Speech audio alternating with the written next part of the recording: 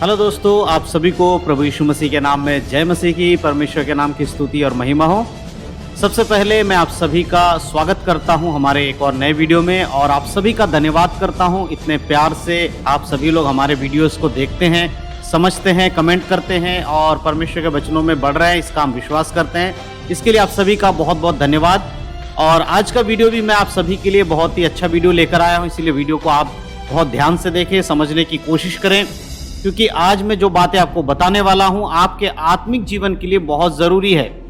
ठीक है, क्योंकि हम सभी लोग यीशु मसीह के आगमन के लिए तैयार हो रहे हैं। जी हाँ, यीशु मसीह स्वर्ग से आएंगे, उस दिन की तैयारी कर रहे हैं हम सब लोग। यदि हमारे जीवन में कहीं पर भी कमी घटी रह जाएगा, आपके जीवन में कहीं पर भी कमी घटी रह जाएगा, तो आप बिल्कुल भी यीशु मसीह के संग स्वर्ग में नहीं जा पाओगे।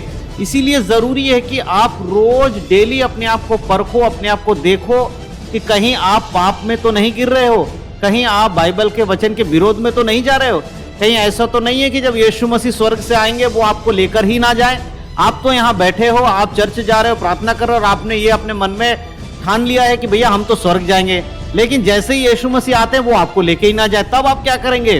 क्योंकि वचन में साफ रीति से यीशु मसीह ने कहा है कि बहुत सारे अंत के समय में ऐसे लोग आएंगे और मुझसे कहेंगे, हे प्रभु, क्या हमने तेरे नाम से चिन्ह चमत्कार नहीं किया, हमने तेरे नाम से अद्भुत काम नहीं किए? तब मैं उनसे कह दूंगा कि मैं तुम्हें नहीं जानता, हे कुकर्म करने वालों। यीशु मसीह कहते हैं कि मैं उन्हें इनकार कर दूंगा। लेकिन मेरे प्रियो, अगर उन लोगों में आपका नाम है तो आज ही सुधर जाओ, आज ही अपने आप को बचा लो, क्योंकि जितना ज्यादा आप अपने आप को संसार में मसीह दिखाना चाहते हो, उससे ज्यादा आपको आत्मिक रूप में मसीहत आपके अंदर होना बहुत जरूरी है। क्योंकि परमेश्वर हर एक का जो काम है इस संसार में, जो भी कोई मसीह लोग काम कर रहे हैं, उन सब का प्रतिफल यीशु मसीह हर एक को देगा, आपको भी देगा, मुझे भी देगा। इसीलिए जरूरी है कि हम उस बात को समझे। प्रकाशित वाक्य उसके 22 अध्याय के 12 आयत में यीशु मसीह ने कहा है, लिखा है, देख मैं शीघ्र आने वाला हूं और हर एक के कामों के अनुसार बदला देने के लिए प्रतिफल मेरे पास है। यीशु मसीह यहाँ पर साफ रीति से कहते हैं कि हर एक के कामों के अनुसार बदला देने के लिए प्रतिफल किसके पास है? यीशु मसीह के पास है। आज भी आप एक विश्वासी होने के बाद भी पाप कर रहे हैं। आपने जब यीशु मसीह को ग्रहण किया था, बपतिस्मा लिया था, तब आपने ये वायदा किया था कि आप पाप नहीं करेंगे, क्योंकि आप पाप के लिए मर चुके हो, आपका शरीर पाप के लिए मर चुका है। लेकिन आज भी आप बुराई में जीवन जीते हो, आज भी आप व्यभिचार करते हो, आज भी आप गाली देते हो, आज भी आप झूठ बोलते हो, आज भी आप दूसरों की चुगली करते हो, आज भी आप ऐसी गंदी गंदी फिल्में देखते हो जिसका देखना गलत है, व्यभिचार के फिल्मों को देखते व्यभिचार करते हो, अपने आंखों के द्वारा व्यभिचार करते हो, अपने मन के द्वारा व्यभिचार करते हो। ये सारी बातें अगर सच में आज भी आप कर रहे हैं तो समझ जाइए कि आपका प्रतिफल क्या होगा। क्योंकि परमेश्वर के न्याय सिंहासन के सामने, यीशु मसीह के न्याय सिंहासन के सामने आप क्या जवाब देंगे? जब यीशु मसीह आपसे पूछेंगे कि मैंने तुझसे क्या कहा था, मैंने कहा था कि जैसे मैं पवित्र हूं तुम भी पवित्र बनो, लेकिन तुमने मेरी बातों को नहीं माना और अपवित्र जीवन जिया। एक व्यक्ति को जब यीशु मसीह में आज आने के बाद उसका संसारिक जीवन नहीं होना चाहिए। संसारिक जीवन का मतलब यह नहीं है कि आप संसार में ही नहीं रहते हो या आसपास अपने यार दोस्त को, मित्र को, घर वालों को छोड़ देना है, नहीं, वो संसार नहीं। संसारिक बातें यानी कि शैतान की बातें, बुराई वाली बातें, पाप वाली बातें, गंदी बातें, ये सारी चीजें संसारिक जो थी वो आपके अंदर नहीं होनी चाहिए। इसीलिए रोमियो की पत्री उसके 12 अध्याय में साफ रीति से लिखा हुआ है। क्या लिखा है उसमें? पौलुस इस बात को वहां पर इस प्रकार से कहता है रोमियो की पत्री में, इसीलिए हे भाइयों, मैं तुम्हें परमेश्वर की दया स्मरण दिलाकर विनती करता हूं कि अपने शरीर को जीवित और पवित्र और परमेश्वर को भावता हुआ बलिदान करके चढ़ाओ, यही तुम्हारी आत्मिक सेवा है। क्या है एक व्यक्ति का आत्मिक सेवा? अपने शरीर को पवित्र रखना बहुत जरूरी है। आज आपको देखना होगा, क्या आप अपने शरीर को पवित्र रखते हैं? आप अपने जीवन में परमेश्वर के वचन को महत्व देते हैं?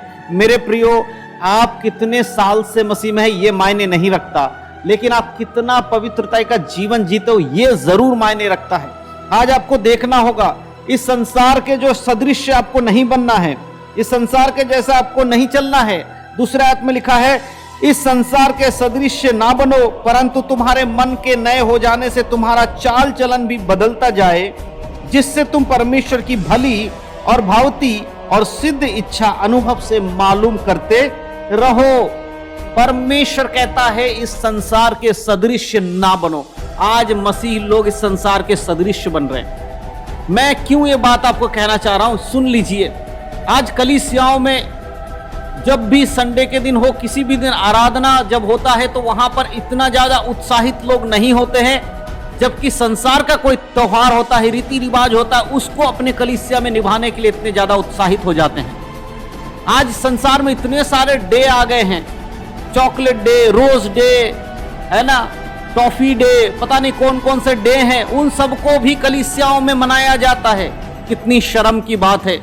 परमेश्वर का भवन, उसके भवन को क्या, उसकी महिमा के लिए जो भवन था उसको लोगों ने डाकुओं का खो बना दिया था। आज भी कलीसिया ऐसी बनती चली जा रही हैं। कलीसिया के पास्टर, कलीसिया के सेवक लोग इन डे को मना रहे हैं। चॉकलेट डे, फ्लावर्स डे, कौन कौन से डे हैं, उन सबको वो मना रहे हैं अपने कलीसिया में। ऐसा करके वो दूसरों को और उत्साहित करते हैं इन चीजों को करने के लिए, जबकि परमेश्वर का वचन कहता तुम संसार के सदृश ना बनो। तुम्हारे मन के नए हो जाने से तुम्हारा चाल चलन बदल जाना चाहिए। लेकिन मेरे प्रियो, आज सच्चाई और कुछ वो उल्टा हो रहा है। क्यों? क्योंकि अंत बहुत निकट है, यीशु मसीह का आगमन बहुत निकट है, इसीलिए सारी घटनाएं हो रही हैं।